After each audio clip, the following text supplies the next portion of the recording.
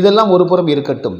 அருட்தந்தை கஸ்பர் அவர்களுக்கு திரு சீமான் மீது எழுந்துள்ள இந்த அறச்சீற்றம், அவருக்குள் எரிமலை போல பொங்கி இருக்கக்கூடிய இந்த அறச்சீற்றம், இறுதி யுத்தத்தின் போது முள்ளிவாய்க்காலில் கஸ்பர் அவர்களின் கூற்றின்படியே 70,000 பேர் கொல்லப்பட்ட, மொத்தமாக ஒரு 3 லட்சம் பேர் கொல்லப்பட்ட அந்த 26 ஆண்டு கால அந்த போரினுடைய இறுதியில் அந்த போரை இரத்த குளத்தில் முடித்து வைத்த, தனது கைகளில் இரத்த வாடை கூட ஆறாமல் காயாமல் போகாமல் இருந்த மஹிந்த ராஜபக்சவை கனிமொழி மற்றும் திருமாவளவன் ஆகியோரெல்லாம் சென்று சந்தித்து அந்த இரத்த வாடை பிடித்த கைகளை குலுக்கி கொண்டு வந்தார்களே, அப்பொழுது ஏன் அருட்தந்தை கஸ்பர் அவர்களுக்கு இந்த அறச்சீற்றம் எழவில்லை அவர்கள் மீது?